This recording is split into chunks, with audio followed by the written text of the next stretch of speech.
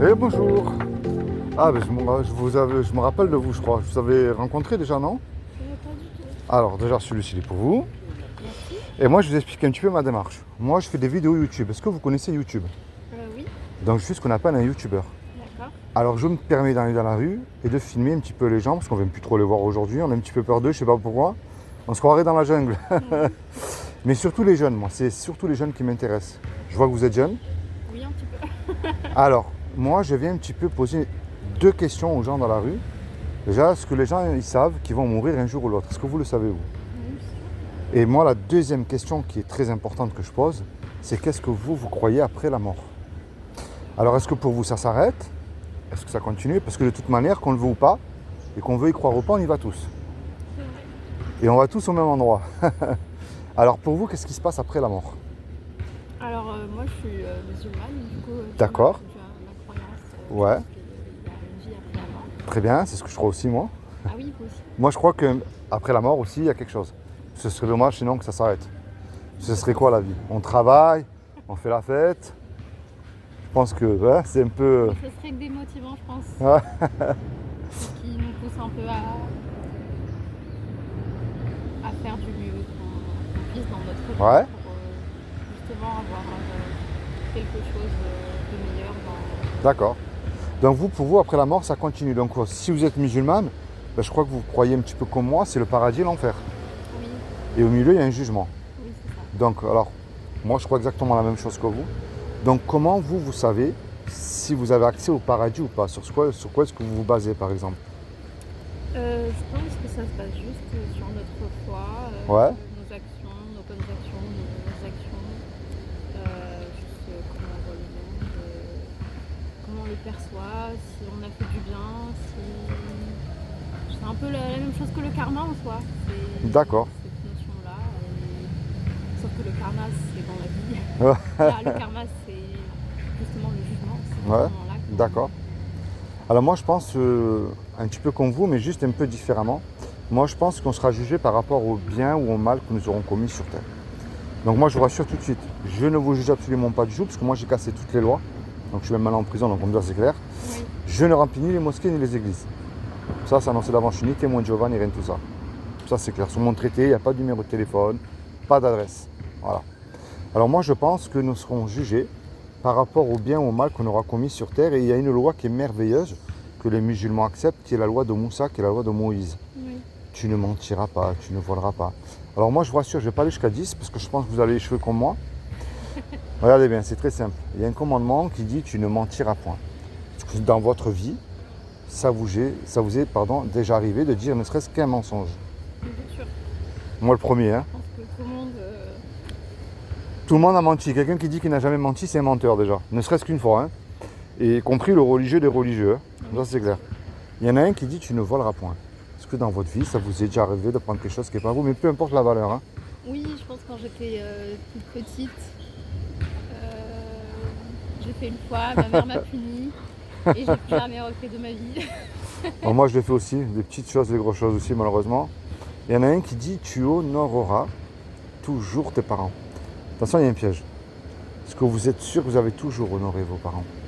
Non, je pense pas. Je pense que des fois, À la l'adolescence, je colère. pense que ça a été un peu difficile aussi. Oui, voilà.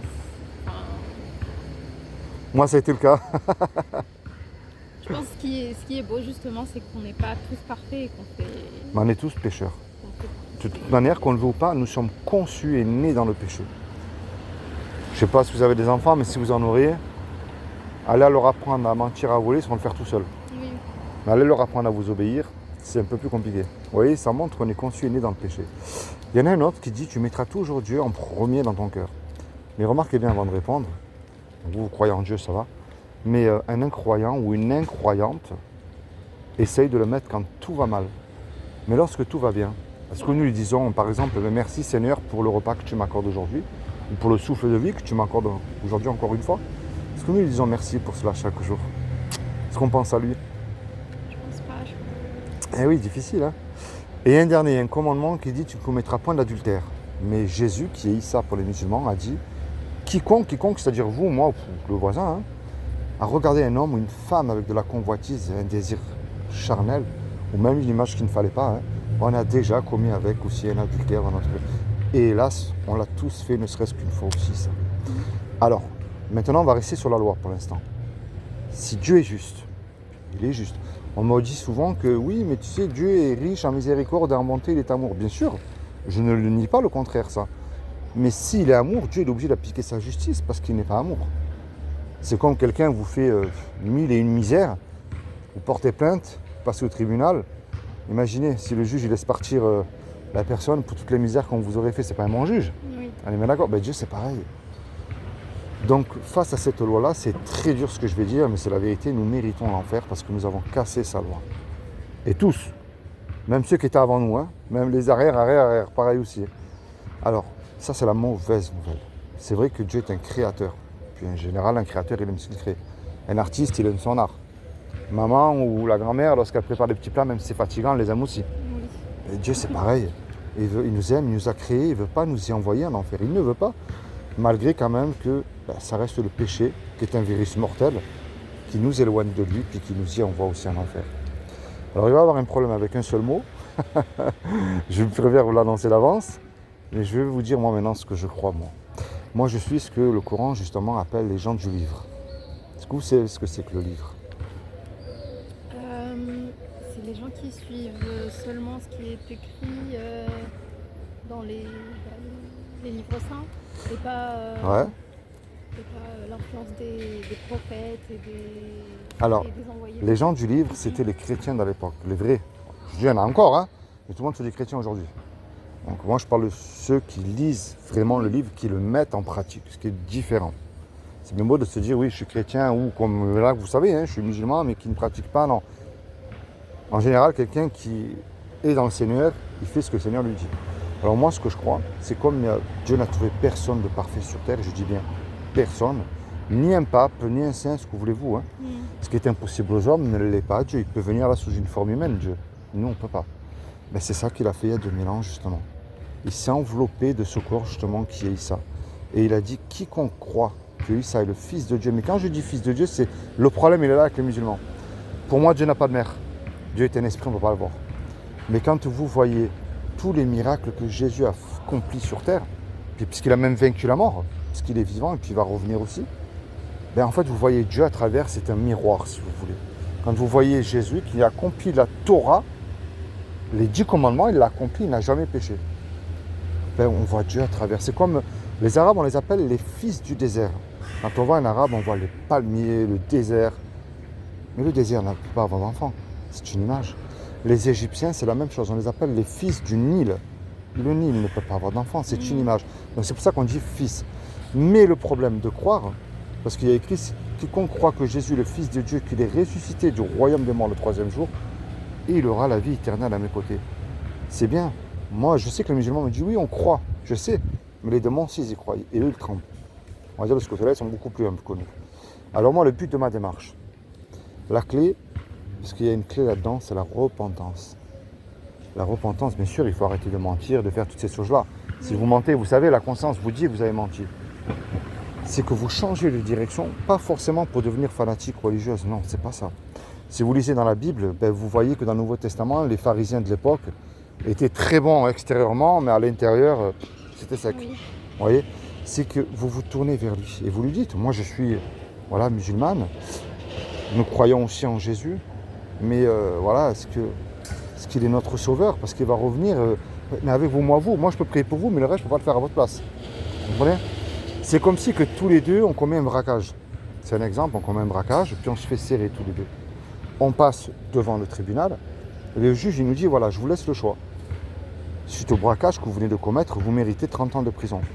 Mais je vous laisse le choix, vous me payez une caution d'1 million d'euros, ou je vous envoie tout de suite en prison. Malheureusement, vous et moi, on ne peut pas revenir en arrière et effacer le mal qu'on a fait. Puis on n'a pas l'argent, on ne peut pas payer non plus. On se regarde tous les deux, on ne sait plus quoi faire. Et il arrive tout à coup un homme qu'on ne connaît pas. Cet homme-là, par amour pour nous, il décide de payer la caution. Puisque la caution, elle est payée. Imaginez-vous le film, là, tout de suite. Le juge, il est satisfait, il nous libère.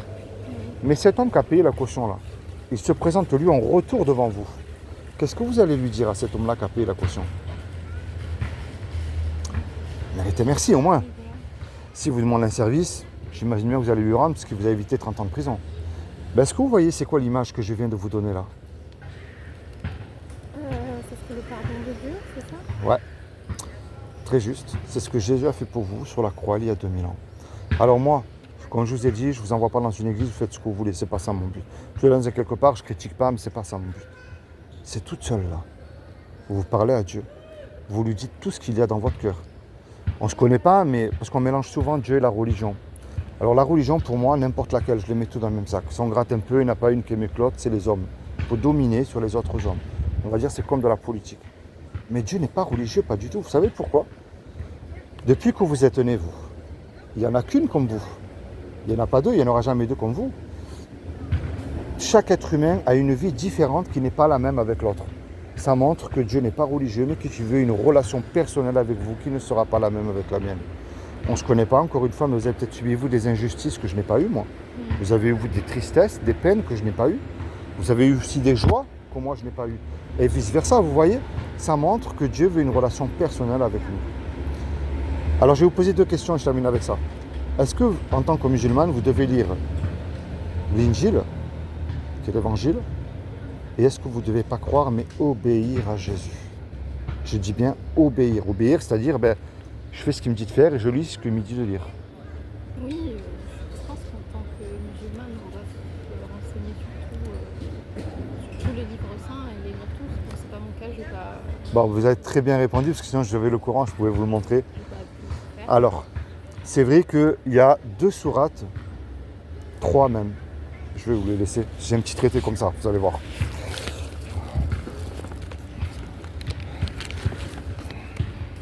Vous avez très très bien répondu. Vous êtes la seule que j'ai rencontrée qui m'a dit ça. Alors, vous voyez, bon, j'ai le Coran, mais j'ai transpiré, donc j'ai un petit peu les mains sales, on va dire. Ça, c'est ce que je vous avais posé comme question. Ce qui est merveilleux dans le Coran, c'est que déjà le Coran, il enseigne qui est le véritable chrétien. Oui. Le véritable chrétien, c'est celui que je vous ai dit qui met son livre en pratique. Le Coran enseigne que vous devez lire l'Injil, qui est la direction de la lumière. Et ça, c'est que Jésus, il dit dans le Coran, là, ce qui est merveilleux. Et quand je suis venu, quand Jésus apporta l'épreuve, il dit, je suis venu à vous avec la sagesse et pour vous expliquer certains de vos sujets de désaccord. Désaccord, c'est-à-dire entre musulmans et chrétiens. Hein. Craignez, bon, dans le Coran, il y a écrit craignez Allah, donc craignez Dieu, donc, et obéissez-moi. Et là, ce qui est merveilleux, le Coran enseigne que si tu crois l'Injil, tu seras élevé. Vous voyez, ceux-là sont sur le bon chemin de leur Seigneur. Et ce sont eux qui réussissent dans cette vie et dans la vie future. Et le Coran enseigne que si tu crois Jésus, tu seras élevé.